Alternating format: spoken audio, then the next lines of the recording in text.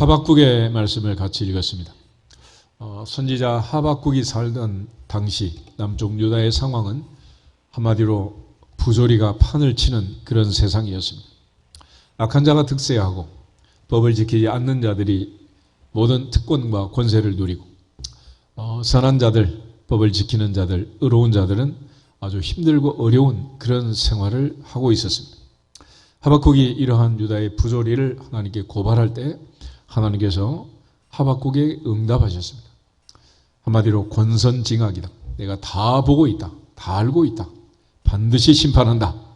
그러면서 그 심판의 방법을 바벨론의 침략전쟁이 일어날 것이라고 얘기합니다. 그러자 하박국은 두려워 떨었습니다.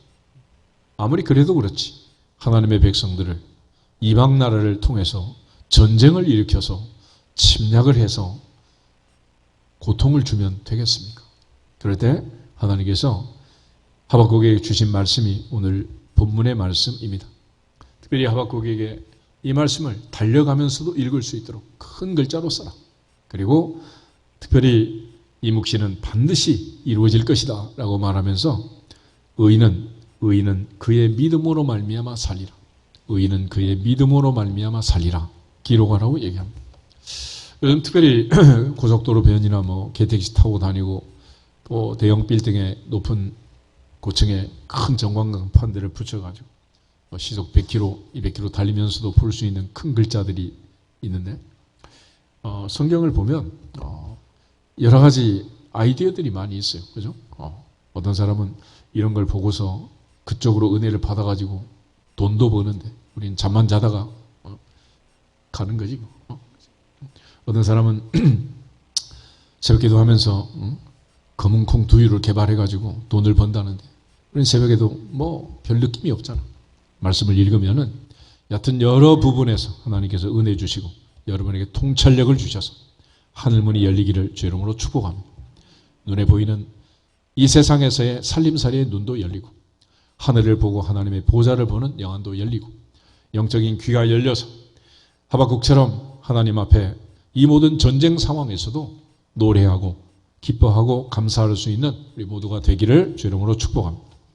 하박국에 주셨던 이 말씀 앞에 하박국은 큰 깨달음을 얻었고 마침내 하나님의 공의가 집행이 되겠지만은 그러나 하나님께서 이처럼 하박국에게 이런 전쟁 상황을 알려주는 것은 베드로서 3장 8절 9절에 있는 말씀처럼 하나님은 한 사람도 멸망하지 않고 모든 사람이 다 회개하기에 이르기를 원하시느니라. 그래서 하나님이 사인을 주시고 이 모든 아픔을 주셔서 돌아오게 하시는 그런 특별한 은혜가 있는 거예요. 사도 바울이 고백하고 사도 베드로가 고백했던 것처럼 구원은 하나님의 손에 달려있는 것이고 인류의 흥망성쇠도 생사화복도 전능자의 손에 있는 것입니다. 그러므로 전쟁이 난다고 죽는 것도 아니고 평화시대라고 안 죽는 것도 아니다. 죽고 사는 것은 하나님의 손에 달린 것이고 우리가 살아도 주를 위하여 살고 죽어도 주를 위하여 죽나니 그러므로 사나 죽으나 주님의 것이로다. 주님의 것이로다. 내가 너를 구속하였고 내가 너를 지명하여 불렀나니 너는 내 것이다. 너는 내 것이다. 하박국은 이러한 깨달음 속에 마지막 이제 하나님 앞에 감사 찬송하면서 기도를 하는 내용으로 마무리가 되는데 하박국 3장을 보시면 1절에 시기 온 옷에 맞춘 선지자 하박국의 기도라고 있습니다. 기도. 그런데 이제 마지막 19절 끝에 가면 이 노래는 지휘하는 사람을 위하여 내 수금에 맞춘 것이다. 그래서 우리 흔히 찬양은 곡조가 있는 기도다 그렇게 말하는데 마지막 결론을 한번 보겠습니다. 16절부터 19절에 있는 말씀. 내가 들었으므로 내 창자가 흔들렸고 그 목소리로 말미암아 내 입술이 떨렸도다. 무리가 우리를 치러 올라오는 환난 날을 내가 기다림으로 썩이는 것이 내 뼈에 들어왔으며 내 몸은 내 처소에서 떨리는도다. 비록 무화과 나무가 무성하지 못하며 포도나무에 열매가 없으며 감람나무에 수출이 없으며 밭에 먹을 것이 없으며 우리의 양이 없으며 외양간에 소가 없을지라도 나는 여호와로 말미암아 즐거워하며 나의 구원의 하나님으로 말미암아 기뻐하리로다. 주 여호와는 나의 하나님이시라. 나의 발을 사슴과 같게 하사 나를 나의 높은 곳으로 다니게 하시리로다. 아멘. 하박국은 전쟁의 소식을 듣고 심히 두렵고 떨었다 그랬습니다. 심지어 16절에 가면 내가 들었으므로 내 창자가 흔들렸고 그 목소리로 말미암아 내 입술이 떨렸도다. 적군이 치러 오는 그 환난 날을 내가 기다림으로 썩이는 것이 내 뼈에 들어왔고 내 몸은 내 처소에서 떨리는도다. 막상 전쟁이 터지면 뭐 또 대처를 하겠지만은 기다리는 그 심정은 너무도 두려운 거예요. 그래서 그 옛날부터 매도 먼저 맞는 게 낫다 그러잖아요. 아이들 보통 이제 오디션하고 발표회 할 때 첫 번째 하면 좋은데 맨 끝에 하는 일은 1시간 내내 떨다가 떨어지는 거예요. 떨면서 얼마나 두려웠겠어요. 그런데 하박국은 더 이상 떨지 않았고 하나님 앞에 감사하고 즐거움으로 이 떨림을 극복하게 됩니다. 그게 바로 이제 17절, 18절 말씀. 비록 무화과 나무가 무성하지 못하고 포도나무 열매가 없고 감람나무 소출이 없고 밭에 먹을 것이 없고 우리의 양이 없고 외양간에 송아지 없어도 눈에 보이는 그것 때문에 나는 두렵거나 떨지 않겠습니다. 그거 없어진다고 해서 전쟁이 나서 적군이 다 가져간다고 해도 나는 두렵지 않습니다. 나는 여호와로 말미암아 즐거워하며 나의 구원의 하나님으로 인하여 기뻐하리로다. 주 여호와는 나의 힘이시라. 나의 힘이시라. 다윗은 시편 23편에서 여호와는 나의 목자시니 내게 부족함이 없으리로다 그랬습니다. 다시 말하면 하나님을 사랑하는 하나님을 향한 믿음 자체가 내 현실에 따라서 흔들리지 않겠습니다. 그런 얘기. 흔히 우리는 즐거운 일이 있으면 즐거워하고 슬픈 일이 있으면 슬퍼하는 거 너무도 당연한 일 아니겠어요? 그러나 신앙생활이라는 것은 아무리 슬픈 일이 있어도 슬퍼하지 않고 아무리 기쁜 일이 있어도 교만하지 않고 하나님 앞에서 감사하며 하나님의 은혜를 생각하며 하나님께 영광을 돌리는 것입니다. 그런 차원에서 선지자 하박국은 이 어떠한 상황 속에서도 나는 하나님 때문에 즐겁고 하나님 때문에 기뻐하겠습니다.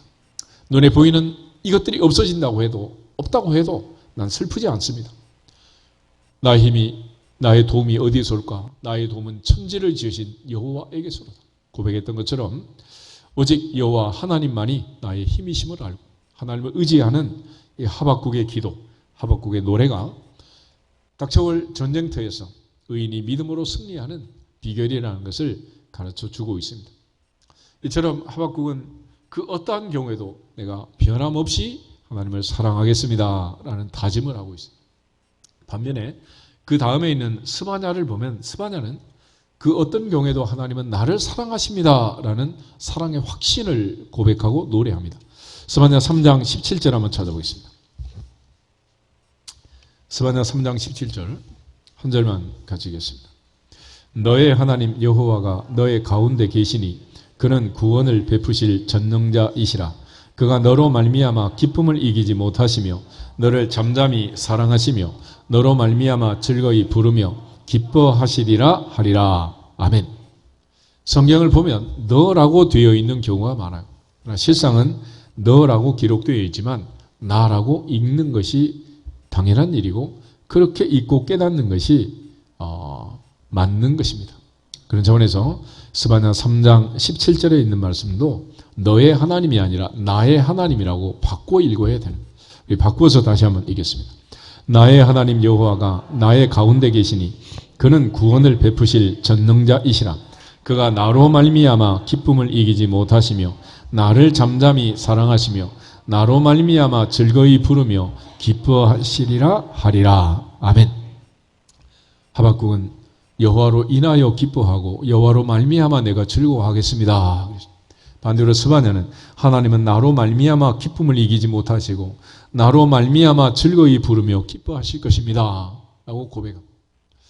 하박국은 내가 어떤 경우에도 하나님을 사랑합니다 라고 말하고 스바냐는 그 어떤 상황에서도 하나님은 나를 사랑하십니다 라고 고백하는 거예요. 사랑은 외사랑 짝사랑이 되면 외롭고 슬픈 사랑이 되는 거죠. 내가 이세의 아들 다윗을 만나니 내 마음에 맞는 사람이라. 하나님은 다윗을 사랑하셨고 다윗은 나의 힘이 되신 여호와여 내가 주님을 사랑합니다. 여호와는 나의 목자시니 내게 부족함이 없으리로다. 내가 여호와를 항상 내 앞에 모시며 그가 오른쪽에 계심으로 내가 흔들리지 아니하리로다. 할렐루야. 이처럼 하나님과 다윗의 사랑처럼 또 바울은 주님에 대한 사랑을 고백하고 하나님의 사랑을 확신합니다. 주님이 십자가에 죽으심으로 하나님은 나를 향한 자기의 사랑을 확증해 주셨다. 주님 왜 십자가에 죽으셨느냐? 나를 사랑하사 나를 위하여 자기 자신을 버리신 하나님의 아들을 믿는 믿음 안에서 삽니다 라고 고백하고 사랑하고 평생을 주님께 붙잡힌 바 된 그것을 잡으려고 달려갔습니다.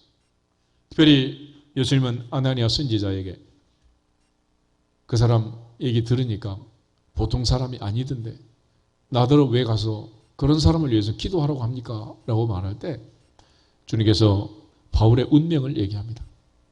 이방인을 위하여 택한 나의 그릇이다. 이방 선교를 위하여 내가 택한, 내가 사랑한, 내가 선택한 나의 그릇이다 라고 말씀해요. 바울은 주님의 그 사랑을 알았고 주님은 사도 바울을 사랑해서 그를 다메섹 도상에서 붙잡았고 내버려 두지 않았고 그 인생에 간섭하시고 개입해 주신 것입니다. 우리 모두가 하나님의 사랑을 받는다는 것은 하나님이 나를 내버려 두지 않고 내 인생에 개입하셔서 나를 붙잡고 한 걸음도 혼자 가지 않도록 하시고 한순간도 혼자 있도록 내버려 두지 않고 인도하심의 복을 주시고 임마누엘의 복을 주시는 우리 모두가 다 하나님의 사랑을 확신하고 끝까지 주님을 사랑할 수 있기를 축복합니다. 예수님께서는 마지막 만찬석에서 자기 사람들을 끝까지 사랑하셨다. 끝까지. 그러나 마귀는 끝까지 가룟 유다의 마음속에 예수 팔려는 생각을 집어넣고 유혹에 미혹에 미끼를 던졌습니다. 이처럼 하박국은 그의 인생에 가장 중요한 하나님의 말씀, 그 말씀은 의인은 그의 믿음으로 말미암아 살리라 라는 말씀이었어요.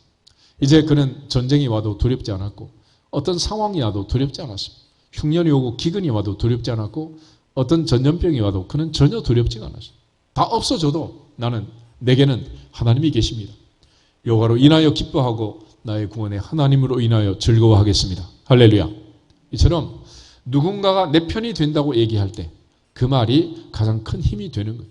그래서 아내가 남편을 가장 위로하고 또 힘을 줄 수 있는 말은 가장 힘들고 연약할 때 욥의 아내처럼 그래도 당신이 하나님의 순전함을 굳게 지키겠는데 하나님을 욕하고 죽어라 이러면 안 되고요. 내가 있잖아요. 당신에게 내가 있잖아요. 그 한마디가 힘을 주는 거예요. 그보다 더 큰 용기를 주는 말이 어디 있겠어요. 하나님께서는 언제나 우리에게 찾아오셔서 나는 스스로 있는 자, 너를 돕는 자, 내가 있지 않느냐 라고 말씀하시네요. 다윗은 이러한 하나님의 도움을 분명히 확신하고 여호와는 나의 힘이시다. 그는 나의 산성이고 나의 요새고 나의 구원의 뿌리고 내가 환난 날에 피할 나의 피난처시다. 할렐루야. 이처럼 하나님 때문에 하나님으로 인하여 만족하고 사는 삶, 이것이 바로 의인이 믿음으로 말미암아 사는 삶이고 우리 모두가 살아내야 할 삶인 줄로 믿습니다. 그런 차원에서 이제 하박국이 여기서 선포한 이 신청이 의인은 믿음으로 말미암아 산다라는 이 말씀은 종교개혁의 출발점이기도 하면서 바로 이 믿음으로 세상을 이기고 이 믿음의 결국이 영혼의 구원이고 이 믿음으로 기도하고 이 믿음으로 세상을 이기고 이 믿음으로 하나님을 기쁘시게 하는 오직 믿음으로 사는 그 삶을 우리가 살아내고 반드시 이 어려운 때에도 이 믿음으로 승리할 수 있기를 주의 이름으로 축복합니다. 로마서 1장을 한 번 더 찾아보겠습니다. 사도 바울은 의인은 믿음으로 말미암아 산다라는 말을 로마서 1장 17절 또 갈라디아 3장 11절에서 두 번이나 반복을 하고 있는데 먼저 로마서 1장 17절 한 절만 같이 한번 읽어보도록 하겠습니다. 로마서 1장 17절 말씀, 복음에는 하나님의 의가 나타나서 믿음으로 믿음에 이르게 하나니 기록된 바 오직 의인은 믿음으로 말미암아 살리라 함과 같으니라. 아멘. 하박국은 선지자의 생활을 하면서 이 전쟁 상황에서 사는 법을 얘기했습니다. 그러나 이제 사도 바울은 이방 세계의 복음을 전하면서 이방인이 살아나는 비결이 무엇이냐? 하박국의 말씀을 인용해 가지고 의인은 믿음으로 말미암아 산다 그랬습니다. 그런 차원에서 16절을 보면 나는 복음을 부끄러워하지 않는다. 디모데에게 너는 나를 부끄러워하지 마라. 갇힌 나를 부끄러워하지 마라. 때를 얻든지 못 얻든지 이 복음을 전해라 그랬습니다. 이 복음은 모든 믿는 자에게 구원을 주시는 하나님의 능력이다. 먼저는 유대인이고 다음은 헬라인이다 그랬습니다. 유대인이나 헬라인이나 온 인류는 그 누구도 복음으로 사는 것이고 믿음으로 사는 거다. 그래서 사도 바울은 이 믿음으로 믿음에 이르게 되는 믿음의 삶을 강조했습니다. 바울이 여기서 믿음으로 믿음에 이르는 그 믿음으로 의인이 산다라고 말하는데 전자의 믿음과 후자의 믿음은 이런 차이가 있어요. 우리 모두가 전능하사 천지를 만드신 하나님 아버지를 내가 믿습니다라고 고백하죠. 그런데 한 가지 놀라운 사실은 사도 바울이 깨달은 깨달음에 의하면 에베소서 2장 8절 9절 말씀처럼 너희가 그 은혜에 의하여 믿음으로 말미암아 구원을 얻었다. 믿음으로 구원을 얻기는 얻는데 믿음의 전 단계 또 한 단계가 있다. 은혜로 믿어지는 단계가 있다. 그래서 앞에 있는 믿음은 하나님의 은혜로 믿어지는 믿음이고 뒤에 있는 믿음은 내가 믿습니다라고 고백하는 믿음이에요. 앞에 있는 믿음은 하나님의 주권적 은혜로 믿어지게 하는 믿음이고 뒤에 있는 믿음은 내가 자유의지로 이제는 내가 믿습니다라고 시인하는 그런 믿음을 얘기합니다. 그러므로 우리가 믿습니다라고 고백하기 전에 하나님이 믿어지게 하신 거예요. 우리가 오늘도 신앙 고백을 하고 하나님 앞에 예배를 드리는데 신앙 고백의 내용이 뭡니까? 전능하사 천지를 만드신 하나님 아버지를 믿습니다라고 고백하잖아요. 동시에 예수님께서 동정녀 마리아에게 탄생하시고 이제 올해도 부활절이 오고 있지만 예수님이 죽으셨다가 사흘 만에 부활하심을 믿습니다라고 얘기하잖아요. 이 전년에 마리아가 얘기한 것처럼 나는 사내를 알지 못하는데 어찌 그런 일이 있겠습니까? 라고 반문했던 것처럼 우리가 하나님의 은혜로 믿어지지 않는다면 이건 믿을 수 없는 내용이에요.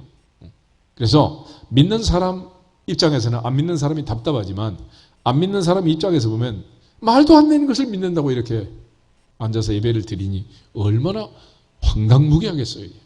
얼마나 답답하겠냐고. 그런데 왜 우리가 이렇게 믿느냐? 그것은 하나님의 은혜로 믿어진 것이니라. 믿어진 것이냐? 그것이 은혜란 말이에요. 그러니까 하나님이 믿어지게 했기 때문에 믿은 거예요. 그런 차원에서 사도 바울은 내가 나 된 것은 하나님의 은혜로 된 것입니다. 모든 사도보다 더 많이 수고했지만 그것도 내가 아니고 나와 함께 하신 하나님의 은혜였습니다. 다시 말해서 내가 믿고 구원받은 것도 내가 많은 일을 하고 봉사를 한 것도 하나님께서 은혜 주셔서 기회를 주셔서 할 수 있는 힘과 능력과 물질과 건강을 주셔서 하게 하심으로 했을 뿐입니다. 할렐루야. 다윗이 전리품을 모아 금은 보화를 성전에 건축재료로 바치면서 했던 고백이 있잖아요. 주께서 주신 것을 다시 주께 드렸을 뿐입니다. 그것이 바로 은혜를 깨닫고 고백하는 거예요. 그러므로 이런 깨달음이 없으면 신앙생활은 아주 힘들어집니다. 왜냐하면 내 것을 가지고 내가 열심히 했는데 세상에서는 일을 하다 보면 말을 듣게 되어 있습니다. 아무것도 안 하면 아무 말도 안 듣지만 일을 하다 보면 전부 다 말을 듣는단 말이에요. 그래서 하나님 앞에서 신앙생활이 힘든 거예요. 그러나 은혜를 깨닫고 나면 그건 쉬워지게 됩니다. 왜냐하면 영광도 하나님이 받으셔야 되고 우리는 하나님께만 영광을 돌려야 하기 때문에 그런 차원에서 하나님께서 우리에게 은혜를 주셔서 믿어지게 하시고 우리를 구원하시고 선택하신 이 과정에서 하나님 우리에게 하지 말아라 아예 할 수 없도록 못하게 하신 게 하나 있습니다. 에베소서 2장 8절 9절 다시 보겠습니다. 에베소서 2장 8절 9절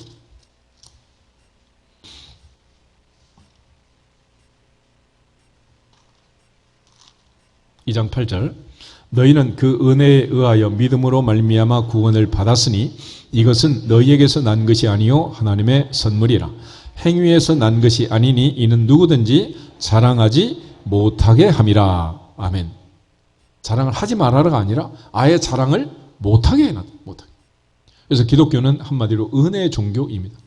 세상의 모든 종교는 행위 종교이고 그들은 행위로서 구원을 얻기 위해서 공덕을 쌓고 적선을 하고 선행을 하고 온갖 구제를 하고 그러는 거예요. 그러나 우리는 하나님의 은혜로 구원받기 때문에 구원받은 결과 오직 하나님만 자랑하고 하나님의 은혜에 대해서 감사하는 거지 우리가 자랑할 수 있는 게 아무것도 없는 거예요.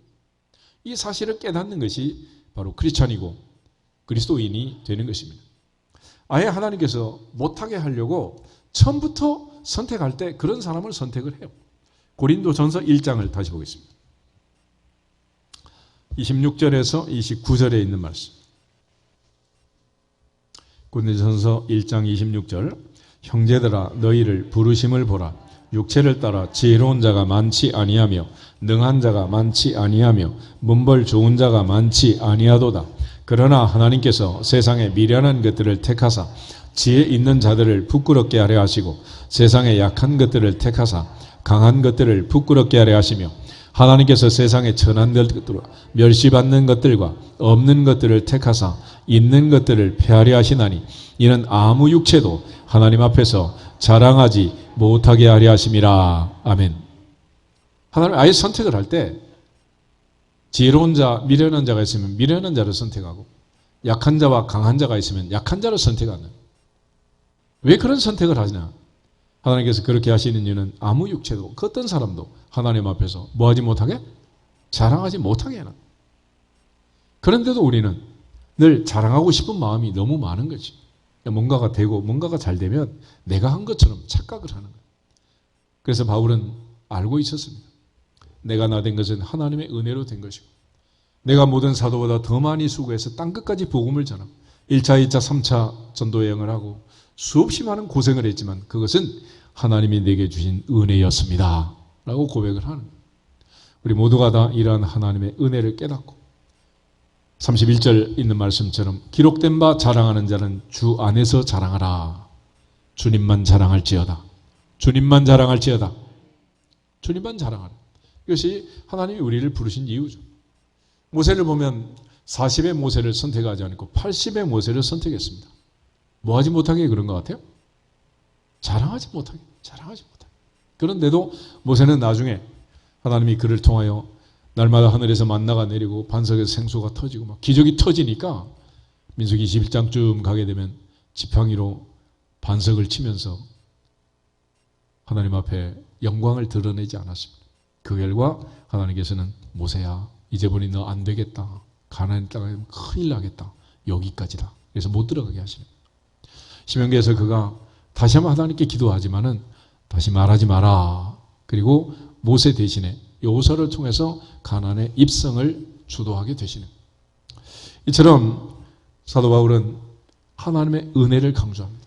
의인은 믿음으로 말미암아 산다. 그럴 때 그 믿음이 뭐냐? 어떤 믿음으로 살아야 되냐? 하나님의 은혜를 깨닫는 믿음, 하나님의 은혜를 자랑하는 믿음, 하나님만 자랑하는 믿음. 할렐루야. 그 믿음이 우리에게 필요하다. 그 믿음. 그래서 사도 바울은 이러한 하나님의 사랑과 은혜를 고백하면서 왜 그렇게 해야 되는가? 로마서 5장을 한번 더 보시면 로마서 5장에서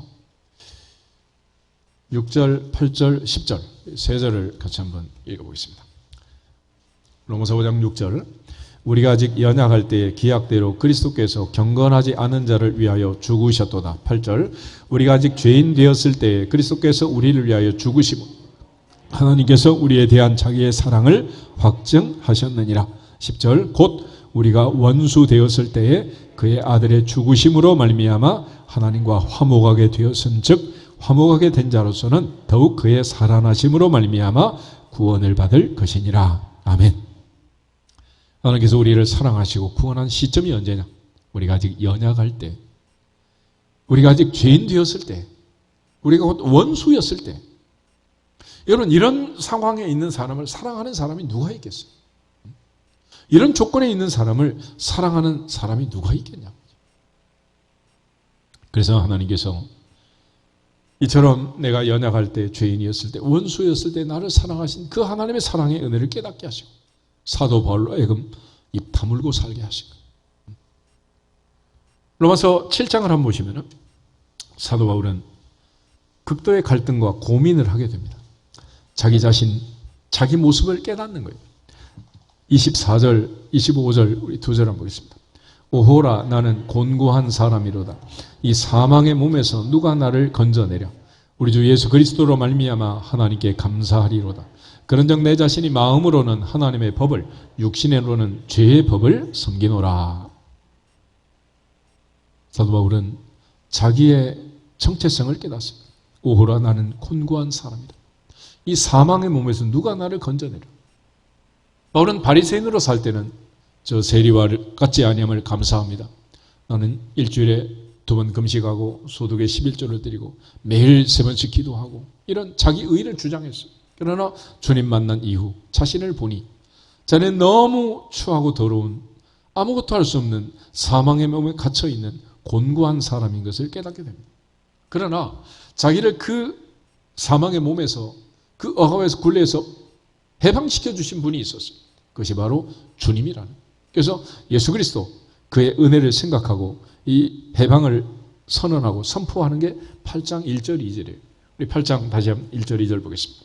그러므로 이제 그리스도 예수 안에 있는 자에게는 결코 정죄함이 없나니 이는 그리스도 예수 안에 있는 생명의 성령의 법이 죄와 사망의 법에서 너를 해방하였음이라. 그러면 너를 그랬으면 너를 2번 밑에 각주 보면 뭐라고 되어 있어? 나를 그랬어요. 나를. 주님 왜 십자가에 죽으셨느냐? 나를 사랑하사 나를 위하여 자기 자신을 버리신 이유는 나를 해방시켜 주시고 나를. 그 주님의 십자가의 죽으심으로 내가 해방되었다는 것을 바울은 선포하면서 이 억압에서 이 곤고함에서 벗어나게 됩니다. 우리가 2000년 전에 예수님이 십자가에 죽으시고 그 죽으심으로 우리의 죄값이 지불됐다는 사실을 분명하게 믿어지기를 주 이름으로 축복합니다. 이게 믿어지지 아니하면 우리는 여전히 여기에 묶여 있는 거예요. 그리고 영원히 우리는 이 굴레에서 벗어날 수가 없습니다. 주님 진리를 알지니 진리가 너희를 자유케 하리라 하신 말씀처럼 자유를 누리지 못하는 거예요. 이 죄의 억압에 묶여가지고 늘 회개하고 또 회개하지만은 죄가 떠나나요? 안 떠나죠. 감정적으로 이게 벗어나기가 어려운 거예요.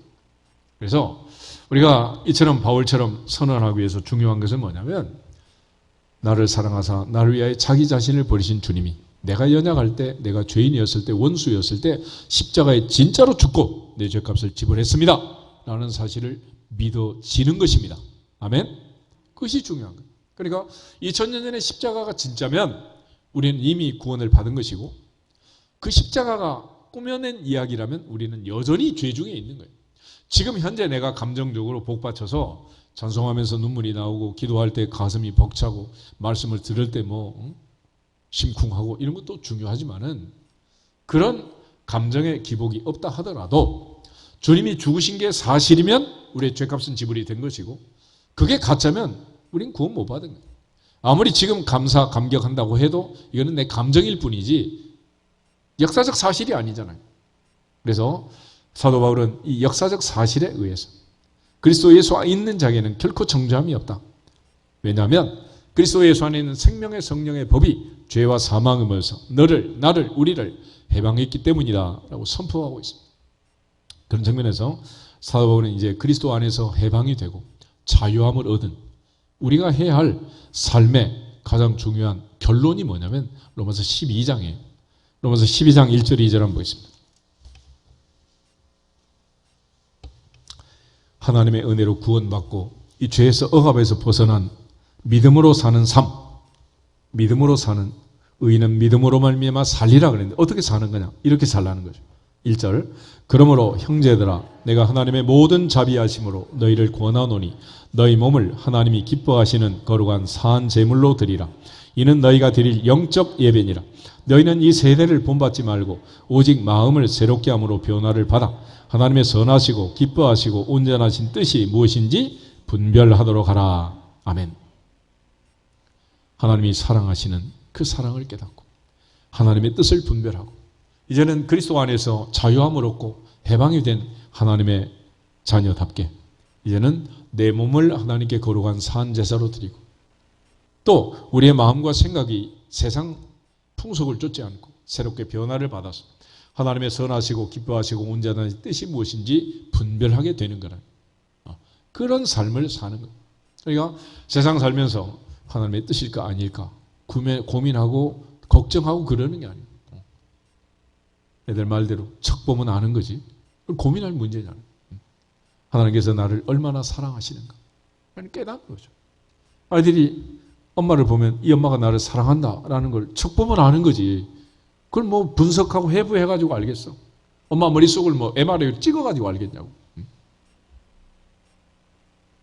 사도 바울은 하나님께서 나를 얼마나 사랑하시는가 십자가를 보면서 나를 사랑하사 나를 위하여 자기 자신을 버리신 예수 그리스도를 바라보고 그 십자가는 나를 사랑하신 나를 향하신 아버지 하나님의 증거이고 예수 그리스도의 증거라는 그걸 통해서 그는 이렇게 사는 것이 마땅한 삶인 것을 부탁하고 있습니다.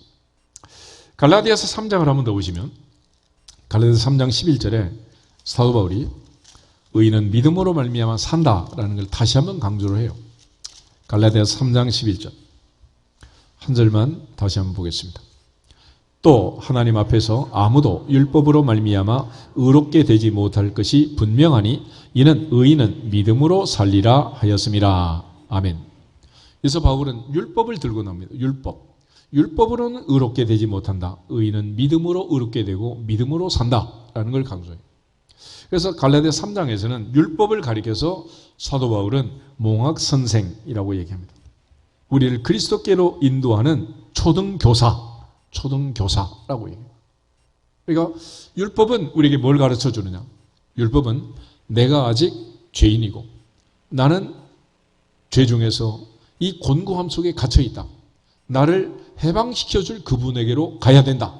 라는 것을 깨닫게 하고 인도하는 몽학선생, 초등교사의 역할을 하는 것이 율법이라고 해요. 율법.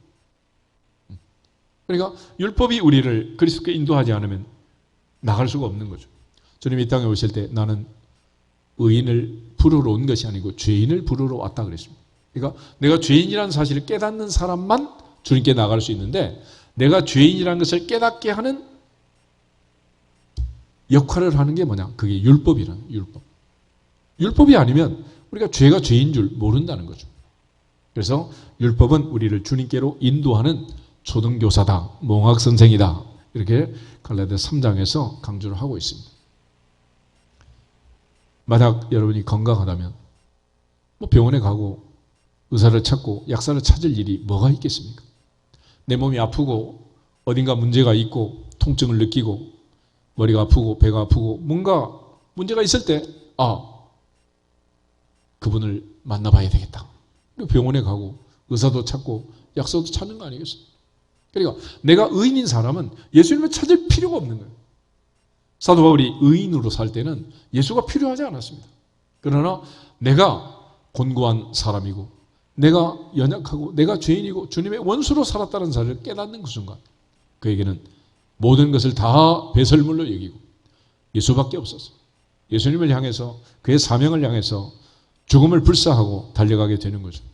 그리고 나서 주님 안에서 그는 자유함을 얻었고 평안함을 얻게 됩니다. 그래서 갈라디아서는 로마서 8장은 해방을 선포했는데 갈라디아서는 자유를 선포합니다. 자유. 갈라디아서 5장 1절 한 절만 보겠습니다. 갈라디아서 5장 1절. 갈라디아서 5장 1절.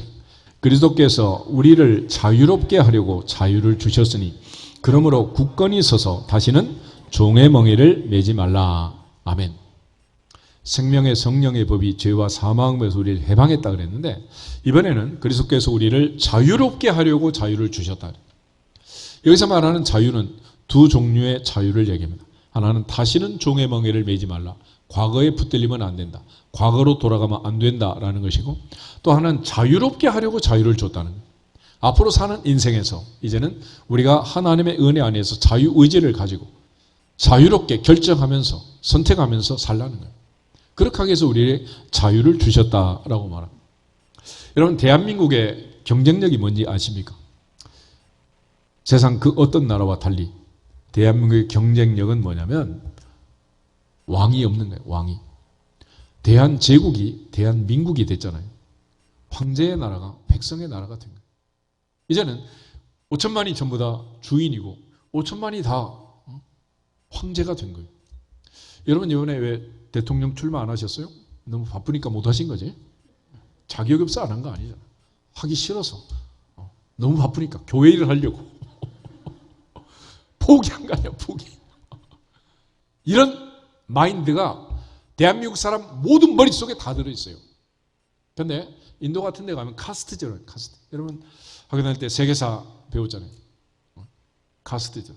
브라만, 크사트리아, 바이사, 수드라. 네 계급이 있잖아요. 그런데 현장에 가면 계급이 네 개가 아니에요. 3,000개. 층층 시어머니, 층층 시어머니. 여러분 아이들 군대 가면 계급이 네 개 있잖아. 짝대기 하나, 둘, 셋, 넷. 그렇지만 내무반에 들어가면 30명인데 계급이 30개예요. 모르죠? 그게 한 단계만 올라가려 그래도 바로 위에 고참이 억압하고 누르는 거예요. 아무것도 할 수 없어요. 꼼짝을 못해요. 내 마음대로 할 수 있는 게 아무것도 없는 거예요. 그러나 이제 우리는 무한 자유를 누리고 무한 해방을 받은 거예요. 그래서 독립운동을 한 지가 벌써 100년이 지났고 해방을 한 지가 지금 70년 훨씬 지났잖아요. 근데 이 긴 세월이 지났는데도 아직도 일본하고 축구하면 새벽 2시에 일어나서 막 대한민국을 외친다면 이건 바보지 바보. 이젠 좀 저도 괜찮아요. 꼭 얘기해야 돼?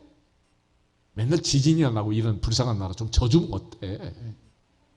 그래서 일본이라는 나라는 세계에서 정말 상위권에 드는 G1, 2, 3에 드는 그런 나라예요. 그런데 이 나라를 우습게 여기는 나라는 오직 한 나라 대한민국밖에 없대. 왜 그런 나라가 됐느냐? 우리 머릿속에 왕이 없어진 거예요. 그리고 내가 결정하고 내가 할 수 있는 거죠. 이 자유를 누리는. 그래서 아이들이 이제는 어느 나라 어느 땅에 갖다 놔도 등치도 클 뿐만 아니라 이제는 생각이 결코 눌리지 않습니다. 그런 나라가 된 거예요. 주님께서 십자가에 죽으시고 우리에게 자유를 주셨습니다. 어떻게 살라고? 자유롭게 살라고. 자유롭게 살라고. 그래 주신 거예요. 예전에 어떤 분이 교도소에 있다가 나왔는데 친구하고 식사를 해요. 근데 머뭇머뭇하면서 그러자 왜 무슨 일 있냐? 그러니까 이렇게 질문을 합니다. 나 화장실에 갔다 와도 되니? 이 사람 지금 감옥 안에 있어요? 식당에 있어요? 어디 있는 거예요? 아직도 묶여 있는 거예요. 벗어나지 못하는 거죠. 그래서 우리가 늘 이렇게 묶여 있다 보니까 그 과거의 사슬의 억압에 묶여 있다 보니까 어린 시절에 묶인 그 묶임이 계속 묶여 있는 거예요. 여러분 황소가 말뚝에 묶어놓으면 가만히 있잖아요. 왜 그런지 아세요? 어린 시절에 어린 송아지를 코를 뚫어가지고 콧도래를 끼워가지고 말뚝에 묶어놨잖아요. 얼마나 아프겠어. 피하고 싶은데. 그래서 송아지가 깨달은 원리가 하나 있습니다. 묶어놓으면 어떻게 하면 돼? 가만히 있으면 되는 거예요. 가만히 있으면 안 아프니까. 가만히 있으면. 그래서 어렸을 때부터 말뚝에 묶어놓은 송아지는 황소가 되고 거구가 돼도 묶어놓으면 어떻게 있어? 가만히 있는 거야. 이제는 뭐 고개를 한 번 휘저으면 말뚝이 다 뽑히겠지만은 여전히 묶여야 돼요. 여전히. 그래서 어린 아이 때부터 이 자유를 주어서 키워놓으면 애들이 무한 자유를 누리면서 성장하지만은 어렸을 때 묶여있던 사람들은 계속 묶여있는 거예요. 계속 묶여있어요. 그래서 그리스도 예수 안에 있는 자에게는 정죄함이 없다. 누구든지 그리스도 예수 안에 있으면 새로운 피조물이라. 보라 이전 것은 지나갔으니 새 것이 되었도다. 430년 종살이하던 이스라엘 민족을 홍해바다를 건너 광야로 데려왔습니다. 해방이 됐는데 여전히 430년 동안 묶였던 그 묶임이 안 풀어져요. 틈만 나면 애굽으로 돌아가자. 그때가 좋았다. 그때 그 시절이 그립다. 자꾸 그러는 거예요. 그래서 하나님께서 이스라엘 백성들에게 날마다 축복하고 매주일 축복하고 매월 초하루 축복하고 매년 축복하고 모일 때마다 축복하고 그렇게 해서 정체성을 바꾸는 거예요. 왕같은 제사장으로 거룩한 나라로 그의 소유가 된 백성으로 계속 바꾸는 거죠. 그래서 여호와는 내게 복을 주시고 너를 지키시기를 원한다. 여호와는 그의 얼굴을 내게 비치사 은혜 베푸시기를 원한다. 여호와는 그 얼굴을 내게로 향하여 대사 평강 주시기를 원한다. 하나님이 그들의 조상 아브라함에게 약속할 때 너는 복이 될지어다. 너로 인하여 모든 민족이 복을 받으리라. 내가 반드시 내게 복 주고 복 주면 너를 번성하게 하고 번성하게 하리라. 할렐루야.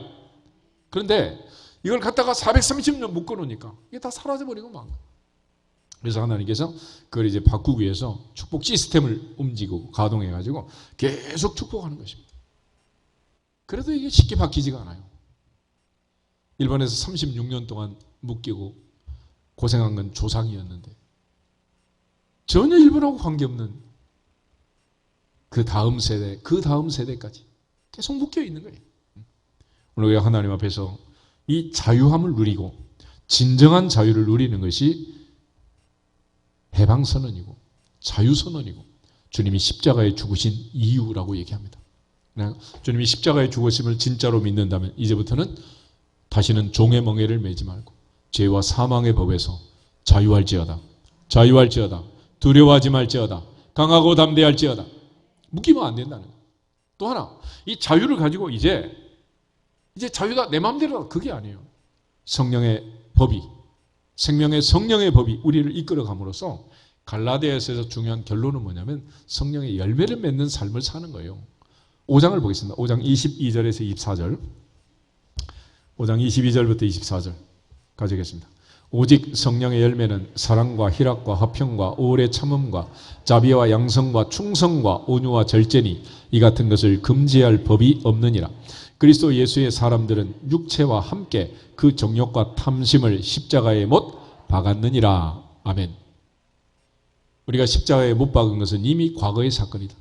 내가 그리스도와 함께 십자가에 못 박혔나니 그런 적이 이제는 내가 사는 것이 아니오 오직 내 안에 그리스도께서 사시는 것이다. 할렐루야. 그러므로 주님이 내 안에 살고 주님이 나의 주인이고 주님이 이끄는 삶을 사는 그 삶의 결과는 성령의 열매를 맺는 것이고 이 성령의 열매가 맺는 그 법을 금지할 법이 있다 없다? 없다는 거죠. 그러니까 억지로 성령의 열매를 맺기 위해서 그래서 추리 만들어 놓고 사랑, 화평, 오래 참음 이렇게 갖다 붙이는 게 아니고 저절로 맺히는 거예요. 저절로. 사과나무에 사과가 맺히는 것처럼 배나무에 배가 맺히는 것처럼 그리스도인은 성령의 열매를 성령의 이끌림 속에 저절로 맺히느니라. 자연스럽게 맺히느니라. 탐스럽게 맺히느니라. 그렇게 하라고 우리에게 자유를 주신 거예요. 근데 이게 자연스럽게 안 되고 억지로 이래가지고는 안 되는 거죠. 그래서 예수님께서 바리새인들에게 늘 책망했던 이유 중에 하나가 뭐냐면 바리새인들은 열심주의자였습니다. 열심주의자. 열심으로 살았어요. 열심으로. 근데 열심으로 사는 것은 열심을 안 내면 어떻게 되냐? 없어지고 마는 거예요. 그래서 여러분 학교 다닐 때 공부를 열심히 했잖아. 그리고 지금 남아있는 게 있어 없어? 없는 거야. 왜냐하면 내 것이 아닌 거를 내 것인 것처럼 열심히 했으니까. 그래서 우리 찬양도 됐지만 찬양 열심히 연습을 하잖아. 연습 한 달만 안 하면 한 달 전에 부른 거 부르라고 불러 못 불러? 못 불러. 안 되는 거야. 왜 그러냐? 내 것이 아니니까 자연스럽게 안 되는 거지. 내 것은 자연스럽게 하는 거야. 자연스럽게. 자유롭게 하는 거야. 자유롭게. 그래서 사과나무는 어디다 심든지 어느 나라 어느 땅에 심든지 자연스럽게 어떤 열매가 맺혀? 사과 열매가 맺히는 거야.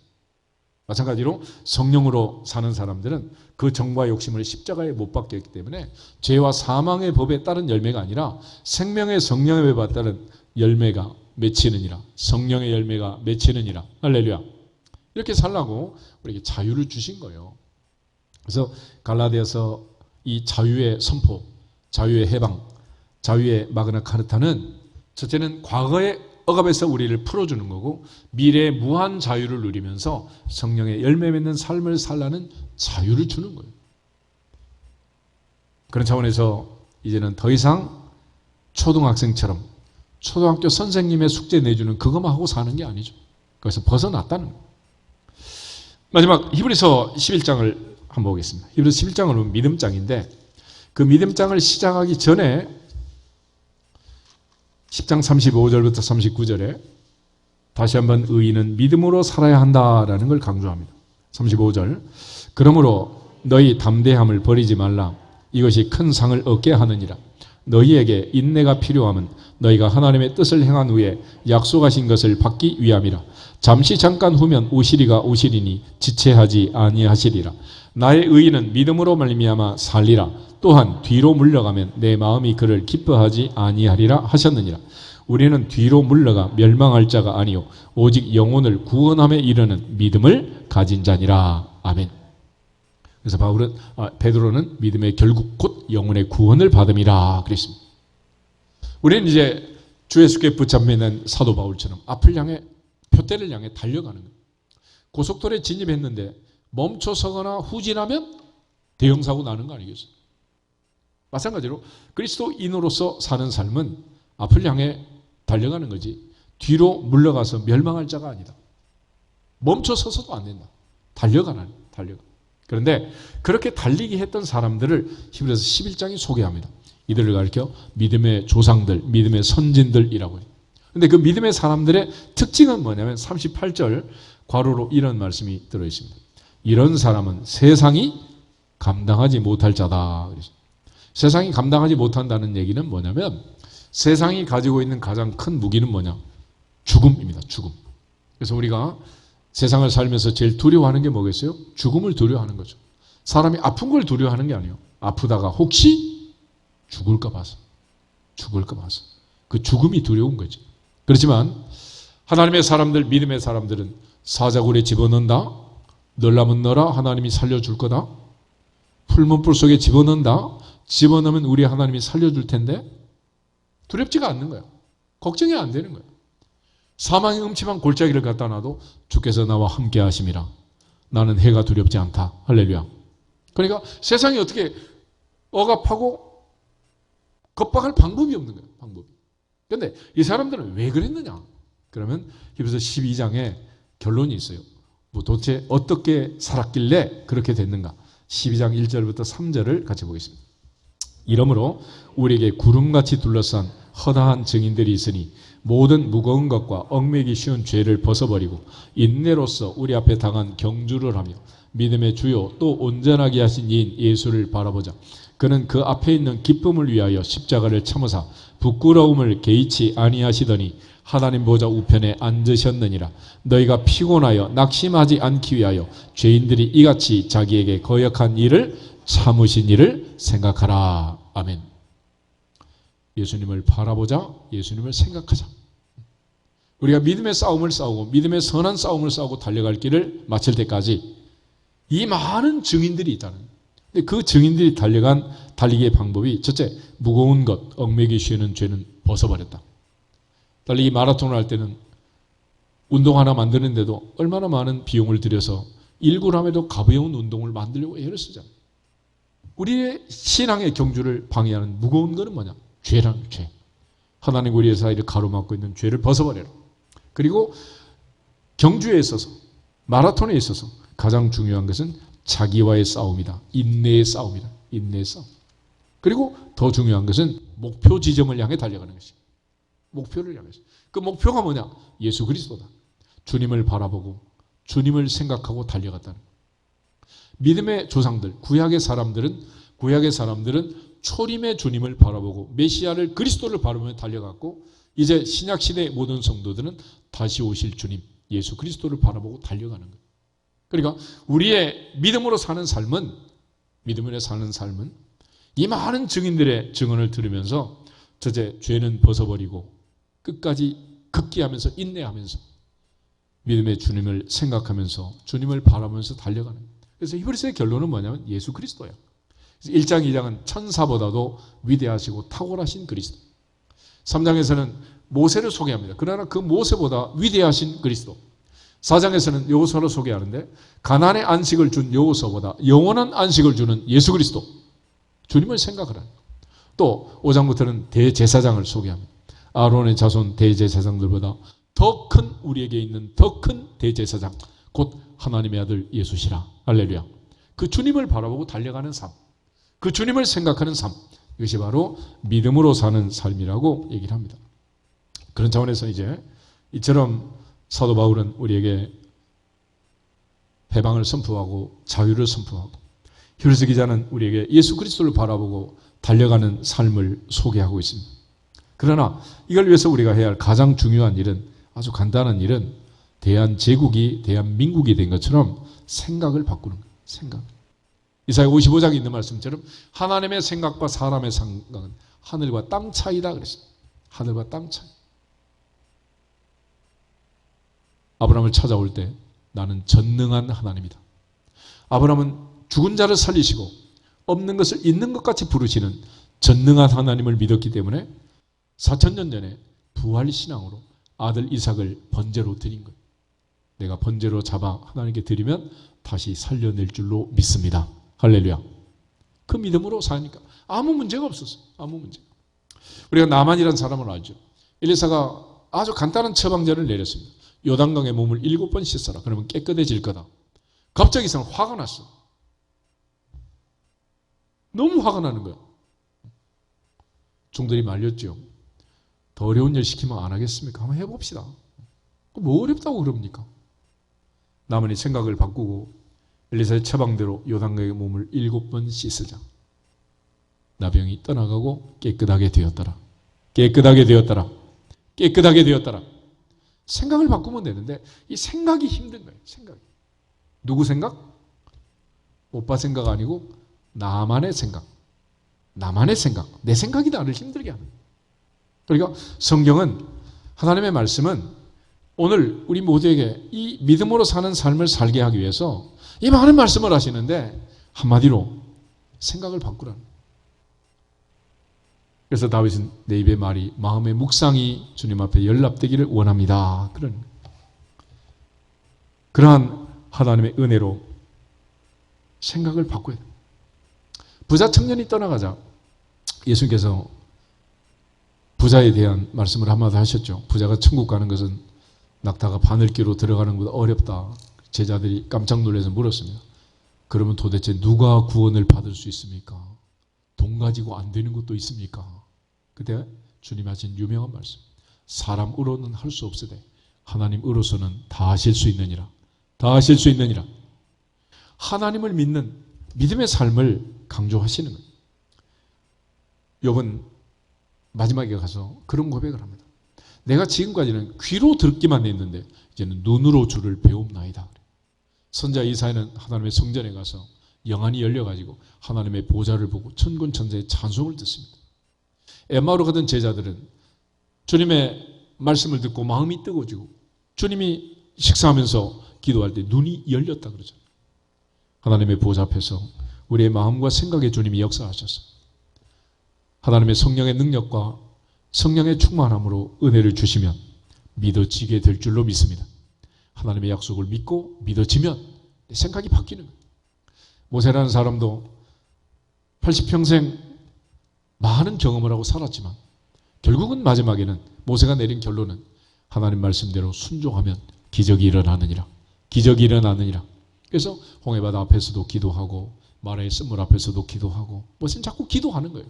왜냐하면 내게는 방법이 없지만 도저히 이거는 불가능하고 이게 끝자락이라 이제 막힌 골목이다라고 생각하지만은 그러나 또 하나님은 피할 길을 주시느니라. 피할 길을 주시느니라. 하나님의 역사를 믿은 거예요. 우리 모두가 다 하나님 앞에서 생각을 바꾸면 이 목구멍이가 열리면 지금까지 성경이 우리에게 알려준 이 많은 믿음의 선진들의 삶을 마음에 새기고 히브리서처럼 살면 의인은 그 믿음으로 기적을 체험하고 능력을 체험하고 살아나게 될 줄로 믿습니다. 엘리사가 기도할 때 기하시의 눈이 갑자기 열렸습니다. 그리고 아람 군대가 사마리아 성을 공격했는데 눈을 뜨고 보니까 놀라운 광경을 보았습니다. 골짜기마다 불말과 불병거가 엘리사를 지키고 사마리아 성을 지키고 보호하고 있었습니다. 아멘. 오늘도 우리가 이러한 하나님의 은혜를 하나님의 보호하심을 믿고 천군 천사로 불말과 불병거로 우리를 지켜주시는 하나님의 보좌 앞에서 하나님을 기쁘시게 하는 예배자로 영적 전쟁에서 승리할 수 있기를 주 이름으로 축복합니다. 이 믿음으로 반드시 세상을 이기고 이 믿음으로 하나님을 기쁘시게 하고 이 믿음으로 간증하고 이 믿음으로 체험하는 기적의 주인공들이 되시기를 주님의 이름으로 축복합니다.